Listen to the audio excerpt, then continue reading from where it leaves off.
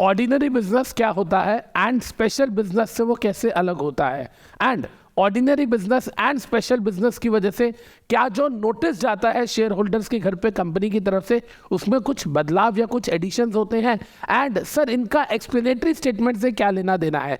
इन सारी चीज़ों का डिटेल्ड एनालिसिस करने के लिए स्टे ट्यून्ड। बेसिक की चीजें बतानी है। I need to discuss some basics with you regarding directors. Sir ये बेसिक ज़्यादा से ज़्यादा 10 से 15 मिनट का है, आपको क्लैरिटी मिल जाएगी, उसके बाद हम आगे प्रोसीड कर सकेंगे। बेटा मेरी बात को ना बहुत बहुत ध्यान से सुनिएगा please all of you. 15-20 minute का अंदाजा है मेरा बेसिक्स का। सबसे पहली चीज देखिएगा इधर ध्यान से। बेटा जितनी भी कंपनीज होती है इंडिया में, इंडियन कंपनीज एक्ट से जितनी भी कंपनीज गवर्न होती है, उन सारी कंपनीज का जो फाइनेंशियल ईयर होता है, जो फाइनेंशियल ईयर होता है वो होता है 1 अप्रैल से लेके 31 मार्च। तो हमारा फाइनेंशियल ईयर 1 अप्रैल से स्टार्ट होगा और 1 अप्रैल से स्टार्ट होकर 31 मार्च तक जाएगा, राइट। सर जब 1 अप्रैल से लेके 31 मार्च तक हमारा फाइनेंशियल ईयर खत्म हो गया, इसके बाद यहां से फाइनेंशियल ईयर खत्म होने से 6 मंथ्स के अंदर अंदर, 6 मंथ्स मतलब 31 मार्च से अगर हम 6 महीने कैलकुलेट करें तो अप्रैल मई जून जुलाई अगस्त सितंबर, माने 30 सितंबर तक हमारी एनुअल जनरल मीटिंग AGM हो जानी चाहिए। ये बात समझ आती है। इन शॉर्ट अगर मैं सिंपल लैंग्वेज में कहना चाहूं तो ये बात सेक्शन 96 के अंदर दी गई है कि every company is under obligation to convene its annual general meeting within 6 months from the closure of financial year. ये बात समझ आती है, सिंपल है।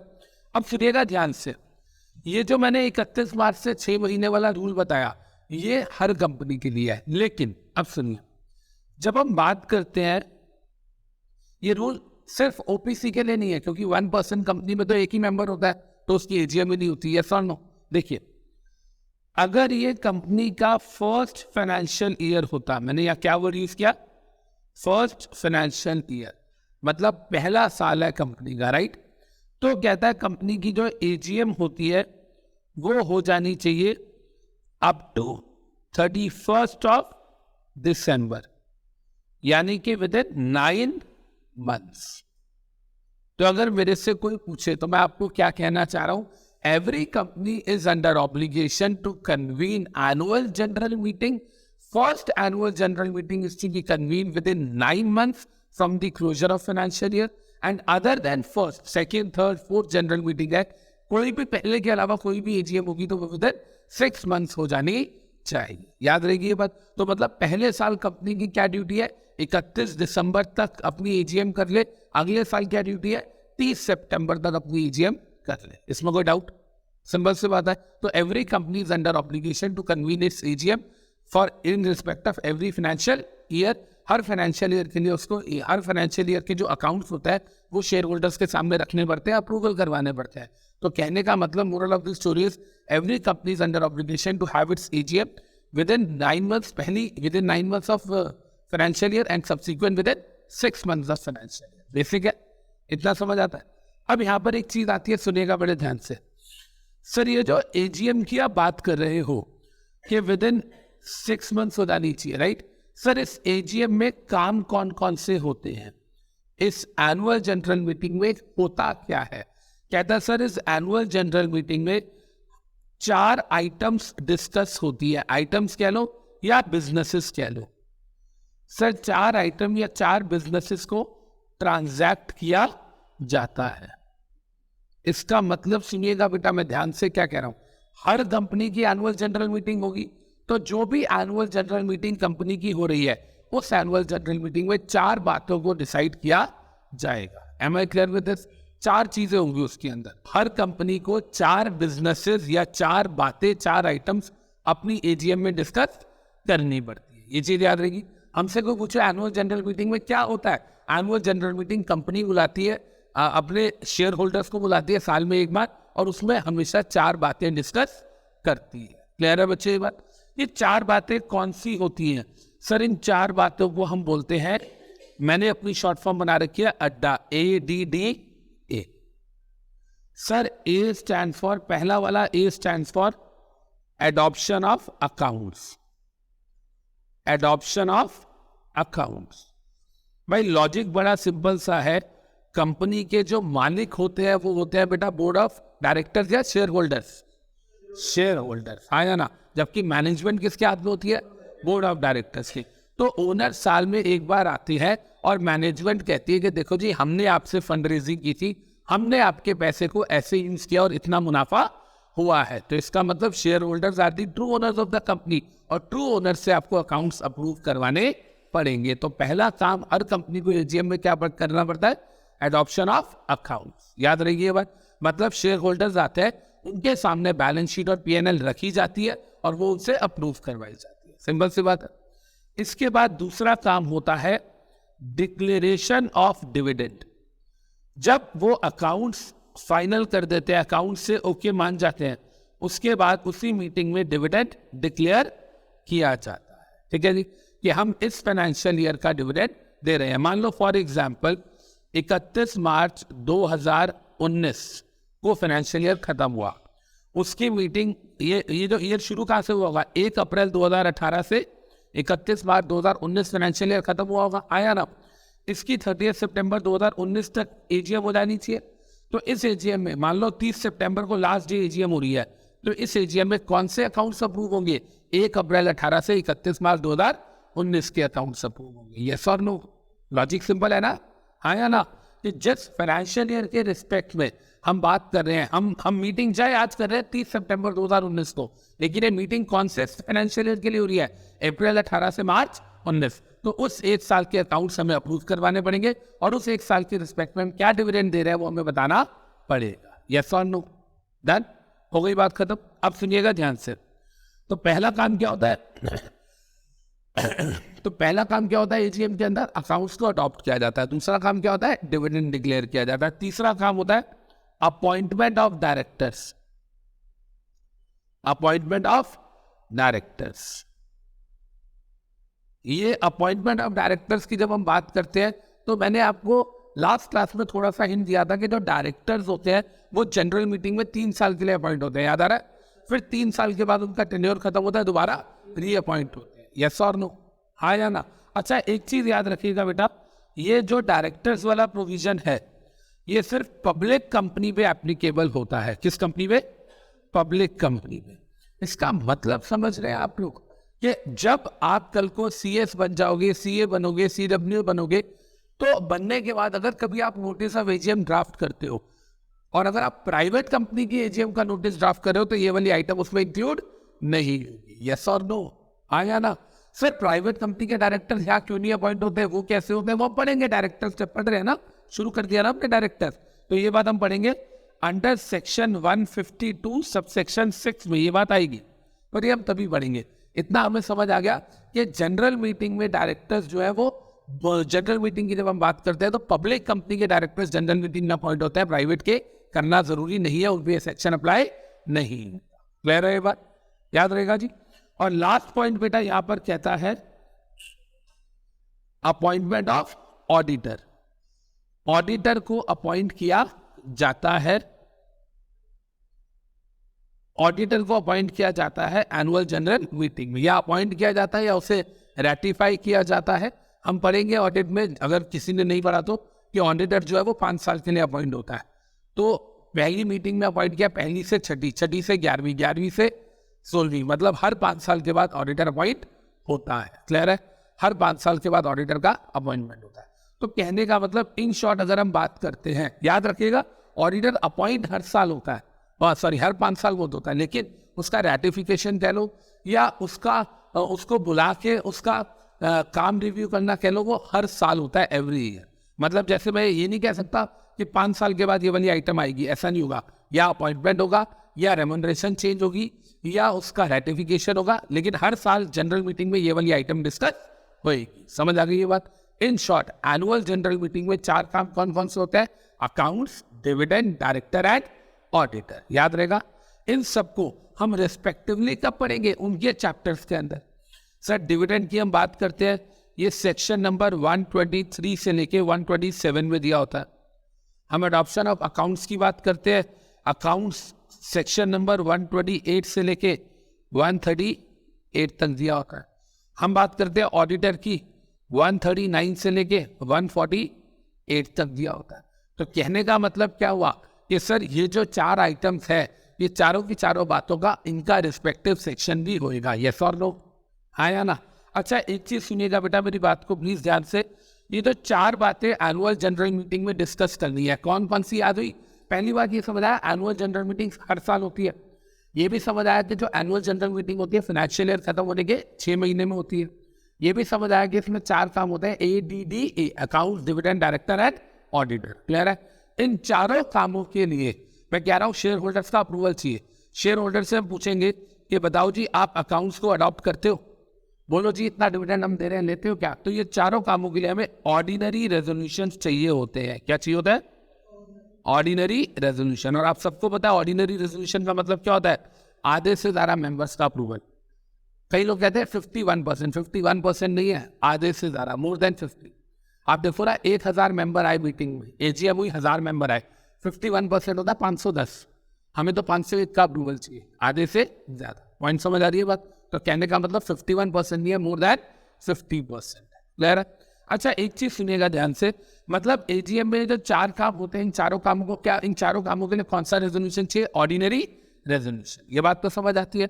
लेकिन इधर देखिएगा बेटा आप ध्यान से, कहता है सर ये जो 4 काम आप एनुअल जनरल मीटिंग में कर रहे हो, ये 4 आइटम्स, इन 4 आइटम्स को बोला जाता है ऑर्डिनरी बिजनेस। क्या बोला जाता है? Ordinary business. याद रहेगी ये बात? याद रहेगी? ADDA, ये जो 4 काम है, ये चारों के चारों काम कहाँ होते हैं? एनुअल जनरल मीटिंग में। और इन चारों कामों को क्या बोला जाता है? Ordinary business. समझ आ गई ये बात? डन। अब सुनिए ध्यान से जो मैं कह रहा हूं। सर एनुअल जनरल मीटिंग में पहला काम होगा अकाउंट्स, दूसरा होगा डिविडेंड, तीसरा होगा डायरेक्टर, चौथा होगा ऑडिटर। सर आपने यही सीक्वेंस क्यों बताया? इसी सीक्वेंस में काम होता है क्या? Yes sir. क्यों? क्योंकि ऑडिटर वाला जब आप सेक्शन पढ़ते हो उसमें साफ साफ लिखा है ऑडिटर अपॉइंट होता है at the conclusion of meeting. कब अपॉइंट होता है? Conclusion of meeting. कंक्लूजन मतलब जब मीटिंग खत्म होने वाली है, इसका मतलब लास्ट में। तो ये लास्ट आइटम आ गई, यस और नो? और डिविडेंड में बोला गया है जब तक कंपनी के शेयर होल्डर्स अकाउंट से सेटिस्फाई नहीं होंगे वो डिविडेंड कैसे लेंगे? मान लो आप कोई पार्टनरशिप फर्म चला रहे हो, पार्टनरशिप फर्म में साल के बाद प्रॉफिट आया, तो पहले आप प्रॉफिट कैलकुलेट करते हो, अकाउंट्स देखते हो, बाद में प्रॉफिट बांटते हो, पहले प्रॉफिट बांटोगे फिर अकाउंट्स देखोगे? पहले अकाउंट्स देखेंगे कि हम अकाउंट से सेटिस्फाई है भी या नहीं है, उसके बाद ही तो डिविडेंड देंगे, यस मतलब प्रॉफिट लेंगे, यस और नो? तो in the same manner accounts पहले अप्रूव होंगे, डिविडेंड बाद में दिया जाएगा। ये बात डिविडेंड चैप्टर में लिखी है, राइट? तो पहला काम हो गया अकाउंट्स, दूसरा हो गया डिविडेंड। ऑडिटर लास्ट में अपॉइंट होगा, ये बात भी लिखी हुई है। तो बचा डायरेक्टर, वो 3rd नंबर पे आ जाता है। लॉजिक समझ आ रहा है? अगर हम बात करें AGM में सीक्वेंस को छेड़ा नहीं जा सकता। सबसे पहले अकाउंट्स, फिर डिविडेंड, फिर डायरेक्टर एंड फिर ऑडिटर। डन। अच्छा एक चीज सुनिए सर, एनुअल जनरल मीटिंग में क्या इन चारों कामों के अलावा कोई और काम भी डिस्कस हो सकता है? I repeat, annual general meeting में इन चारों कामों के अलावा क्या सर कोई और काम भी किया जा सकता है? यस किया जा सकता है। सर AGM होगी तो ये वाले 4 काम तो हो ही गए, इसके अलावा ये समझ आ गया 3rd वाला काम किस केस में नहीं होगा? प्राइवेट कंपनी में नहीं होगा सर, पब्लिक कंपनी के केस में होगा, राइट? क्लियर है? अच्छा कई बार ऐसा होता है कि हम किसी कंपनी का नोटिस बनाते हैं एनुअल जनरल मीटिंग का, तो वो कंपनी डिविडेंड भी नहीं दे रही उस साल। डिविडेंड देना जरूरी तो नहीं होता, तो सेकंड वाली आइटम भी नहीं आती, आया ना? क्या डिविडेंड देना मैंडेटरी है या कंपनी की मर्जी है? कंपनी की मर्जी है। तो अगर कंपनी ने डिविडेंड डिक्लेयर नहीं किया तो नोटिस में ये वाली आइटम भी नहीं आएगी। ठीक है? अब सुनिए, कंपनी ने AGM करी, ये चारों काम करे, इन चारों को हम क्या बोलते हैं? Ordinary business. क्या इन चारों के अलावा कोई और काम भी कंपनी कर सकती है? यस। अगर कोई और काम करती है, ऑर्डिनरी बिजनेस के अलावा अदर आइटम्स करती है, तो उन अदर आइटम्स को बेटा हम बोलते हैं स्पेशल बिजनेस। क्या बोलते हैं? Special businesses. ये बात समझ आई? मतलब एनुअल जनरल मीटिंग में 4 काम तो हो गई होंगे, इसके अलावा कोई और काम भी हो सकता है, लेकिन इसे क्या बोलेंगे? Special business. अब एक चीज सुनिए, जो स्पेशल बिजनेस आप कर रहे हो, मान लो फॉर एग्जाम्पल, एक छोटा सा एग्जाम्पल लेते हैं, कंपनी की एनुअल जनरल मीटिंग हो रही है और इसी एनुअल जनरल मीटिंग में कंपनी शेयर होल्डर से पूछना चाहती है कि हम अपना रजिस्टर्ड ऑफिस दिल्ली से मुंबई लेके जा रहे हैं, उसके लिए BR+SR चाहिए, स्पेशल रेजोल्यूशन। तो ये जनरल मीटिंग तो हो ही रही है AGM, क्यों ना इसी में शेयर होल्डर से बात कर ले दिल्ली से मुंबई जाने की, तो उसका अप्रूवल भी लेंगे, आया ना। लेकिन अब आप बताओ, क्या वो उन चारों आइटम्स में या पांचवी आइटम आ गई, पांचवी अलग आइटम, तो जो इन चारों के अलावा कोई भी अलग आइटम आ जाएंगी उसको हम बोलते हैं बेटा स्पेशल बिजनेस। याद रहेगी बात। और उस स्पेशल बिजनेस के लिए याद रखिएगा, इधर इस स्पेशल बिजनेस के लिए हमको शेयर होल्डर्स को एक्सप्लेनेशन देनी पड़ती है नोटिस के अंदर, इसको बोलते हैं एक्सप्लेनेटरी स्टेटमेंट। याद रहेगी बात, समझ आ रहा है क्या बोल रहा हूं? इन शॉर्ट, अगर मेरी कंपनी का मैं CS हूं और मैं शेयर होल्डर्स को नोटिस भेज रहा हूं एनुअल जनरल मीटिंग का, अगर उसमें सिर्फ ऑर्डिनरी बिजनेस है तो कोई दिक्कत नहीं है, स्पेशल बिजनेस है तो स्पेशल बिजनेस की एक्सप्लेनेशन मुझे अलग से देनी पड़ती है। समझ आ रही है बात? सर क्यों देनी पड़ती है अलग से? मेरी बात को सुनिएगा बेटा ध्यान से। प्रैक्टिकली आप एक चीज बताइए, क्या ऑर्डिनरी बिजनेस हर साल होते हैं? मैंने 10 कंपनीज के शेयर्स खरीदे हैं, क्या सबकी AGM होती होगी? क्या सब पे नोटिस आता होगा? सब में ऑर्डिनरी बिजनेस होते होंगे? तो ऑर्डिनरी बिजनेस से बड़ी कॉमन चीज है, उसके लिए आपको कोई एक्सप्लेनेशन देने की जरूरत नहीं है। लेकिन कहता है सर इसके अलावा कोई भी स्पेशल काम करोगे तो एक्सप्लेनेशन देनी पड़ेगी।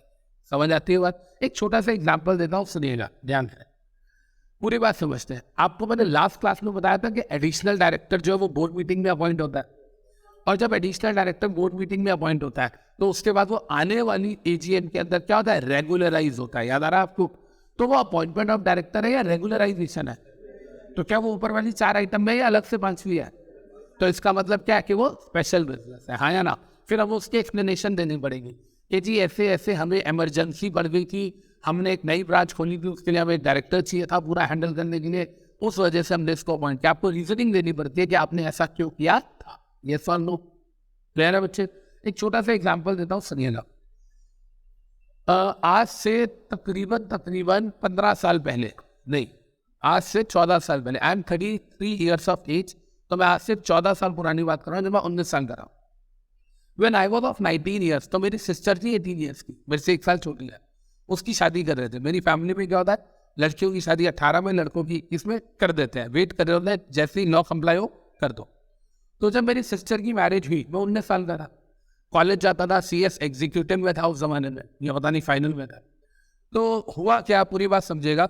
मेरी जो मॉम है उन्होंने क्या करा, अब पंजाबी शादियों में क्या होता है, 10 दिन फंक्शन चलते हैं जी, पहले कीर्तन होगा जी, उसके बाद आपकी मेहंदी की रात होगी जी, उसके बाद फिर आपका सगन होगा जो, फिर उसके बाद शादी होगी, फिर उसका रिसेप्शन होगी, बड़े सारे फंक्शन होते हैं, 8-9 फंक्शन होते हैं, ठीक है। चलो वो शादी थी मेरी सिस्टर की 18 फरवरी की, 12 से लेकर 19 तक फंक्शन थे, कोई दिक्कत नहीं, रोज हो रहे हैं फंक्शन हो रहे। तो मेरी मॉम ने क्या किया, मेरी मॉम ने बोला अमित जो शादी के कार्ड छपवा रहे हैं ना, उसमें ना एक फंक्शन लिखवा दे 6 फरवरी का, नहीं इनफैक्ट सॉरी 1 फरवरी का, 1 फरवरी का, 6 फरवरी नहीं, 1 फरवरी, 6 फरवरी तो मेरी मैरिज एनिवर्सरी है। तो मतलब सिस्टर की शादी है 18 फरवरी की, 12 से 19 तक फंक्शन है। मॉम क्या कह रही है कि जो शादी का कार्ड बनेगा, आपको पता है शादी का कार्ड कैसे बनता है भैया, लीव्स होती है अलग अलग, आपने जिसको सगन पे बुलाना है सगन की लीव डाल दो, शादी पे बुलाना है शादी की डाल दो, दोनों पे बुलाना है दोनों की डाल दो, यही होता है ना, यही होता है ना, आया ना। तो मम्मी ने कहा कि ना 1 फरवरी को एक फंक्शन करना है जिसका नाम है बैंगल सेरेमनी, उसकी भी 50 लीफ बनवा लियो, कुछ जो क्लोज फैमिली था उनको ना बैंगल सेरेमनी के भी इन्विटेशन देने हैं। मैंने कहा ये बैंगल सेरेमनी क्या होती है, क्या होती है, मुझे तो पता नहीं, क्यों नया पंगा, ऑलरेडी फंक्शन का मैं 12 से 19 एक और नया फंक्शन डाल दो। मैंने कहा मम्मा बहुत है फंक्शन, नहीं मैं जितना कह रही है ना उन्हीं गल सुन, पंजाबी में मेरी मम्मा ने बोला। मैंने कहा अच्छा बैंगल सेरेमनी होती क्या है ये तो बताओ। मम्मी कहती है साढ़े पंजाब इतना एमए होता है। मैं कहा जी की होता है, क्या होता है आपके पंजाब में? तो मैं मॉम सेट के ना, हमारे पंजाब में क्या होता है कि ना शादी जब लड़की की हो रही होती है तो शादी से करीब 15-20 दिन 1 महीना पहले लेडीज का फंक्शन है, लेडीज आती है रेड और ग्रीन कलर की बैंगल्स लेके आती है, लाल और हरे रंग की चूड़ियां लेके आती है, और वो चूड़ियां जब लेके आती है तो वो लड़की को जिसकी शादी होने वाली है उसको पहनाती है और अपनी ब्लेसिंग्स और विशेष देती है। और जब लड़की की शादी होती है, शादी वाले दिन वो चूड़ा पहनती है ना, लड़की चूड़ा पहनती है, तब वो चूड़ियां उतारती है और चूड़ा पहनती है। तो 1 महीना पहले जब वो लाल और हरी चूड़ियां पहनती है, वो जहां भी जाती है मार्केट में शॉपिंग वॉपिंग करने, सबको पता होता है कि इसकी शादी होने वाली है। समझ आ रही है बात? जैसे हमारे यहाँ क्या होता है, 4 सहेलियाँ चली गई, हम बोलते हैं जी दिखाओ शादी के कपड़े, जी किसकी है, पूछता ना दुकानदार। लेकिन अगर वहाँ पर उसने लाल और हरी चूड़ियाँ डाली है तो वो पूछेगा नहीं, समझ जाएगा कि इसी लड़की की शादी है, राइट? तो मैंने अपनी माँ को बोला, मैंने कहा इसका मतलब जिसने भी जैसे चूड़ा देख के नजर आता है लड़की की अभी भी शादी हुई है, ऐसे वो लाल और हरी चूड़ियाँ देख के, बैंगल्स देख के समझ आता है कि शादी होने वाली है। यस और नो? मैंने अपनी मम्मी को बोला, मैंने कहा मम्मा एक काम करते हैं, इसमें ना कार्ड में ना ब्रैकेट में लिखवा देते हैं, please bring red and green bangles, strictly ladies function वगैरह वगैरह लिखवा देते हैं, और मम्मा इससे ना कंफ्यूजन नहीं होगी।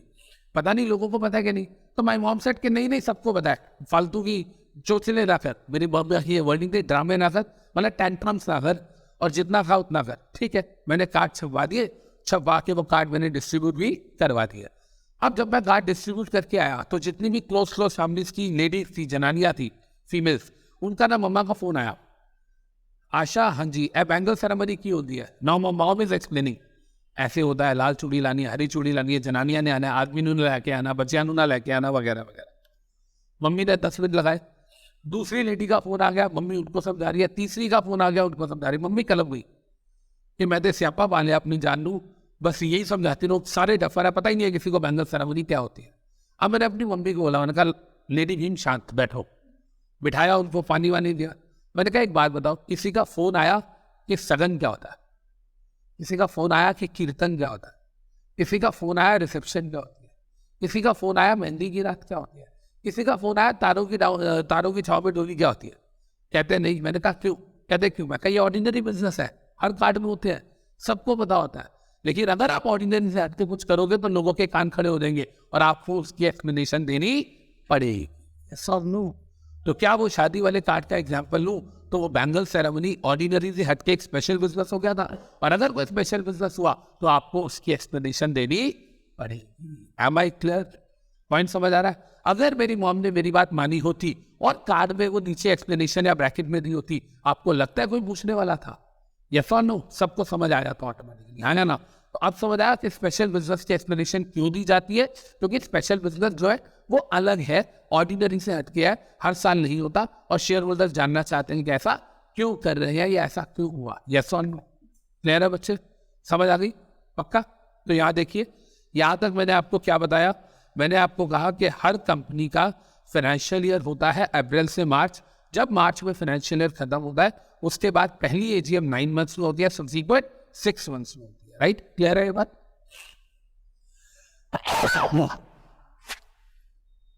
जब एजीएम होगी तो एजीएम में board of director shareholders को बुलाएंगे, 4 काम करेंगे, ADDA, accounts, dividend, director, auditor. इन चारों को क्या बोला जाता है?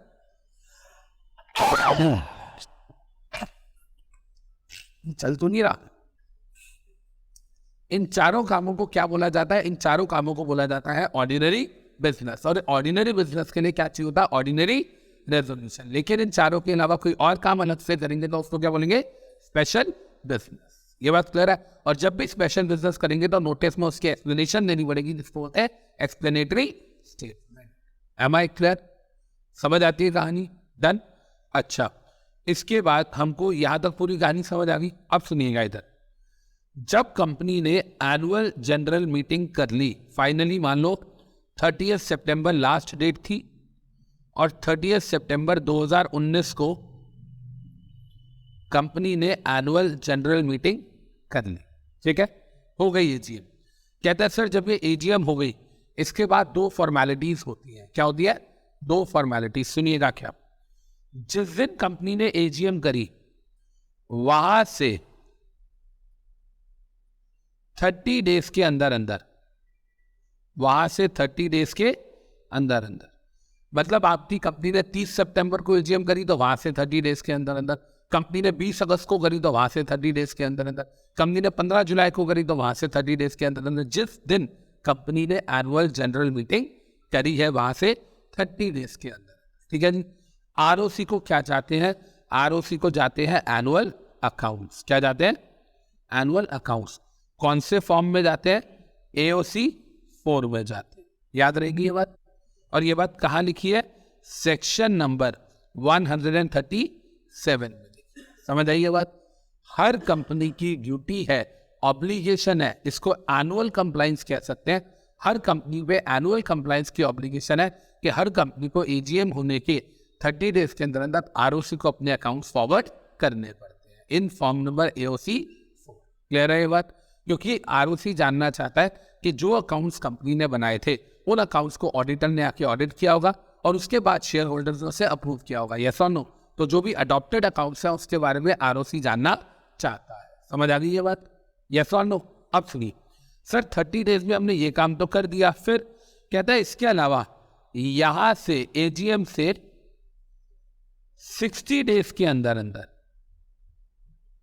कंपनी को आरओसी को अपनी एनुअल रिटर्न भी देनी पड़ती है। क्या देनी पड़ती है? Annual return in form number MGT 7। ये बात सेक्शन 92 में पढ़ाई जाती है। ये दो चीजों को याद रखिएगा। Am I clear? हर कंपनी को एजीएम के अंदर 4 काम करने हैं, एजीएम होने के बाद 2 काम करने हैं। 2 रिटर्न आरओसी को जानिए, एक एजीएम से 30 दिन में जाएगी, एक एजीएम से 60 दिनों में जाएगी। दोनों को हम बोलते हैं एनुअल कंप्लायंसेस। क्या बोलते हैं बेटा? Annual compliances, right? अगर मैं अपनी लैंग्वेज में सिंपली कहना चाहूं तो मैं बोलूंगा every company is under obligation to file annual accounts to ROC within 30 days of AGM in AOC 4 and within 60 days of AGM annual return जाएगी in form number FGT 7। Clear है बच्चे ये बात? सर ये बात आप हमें क्यों बता रहे हो? क्योंकि जब हम डायरेक्टर्स चैप्टर आगे पढ़ेंगे उसमें कई जगह पे आएगा अगर कंपनी ने 137 या 92 तोड़ा तो ऐसा होगा वैसा होगा। तो आपको पता तो होना चाहिए 137 और 92 है क्या। 137 मतलब फाइलिंग ऑफ एनुअल अकाउंट्स, 92 मतलब filing of annual return. Clear है बच्चे ये बात? Done? Hope you like the video and next video आपको किस टॉपिक पे चाहिए please don't forget to comment.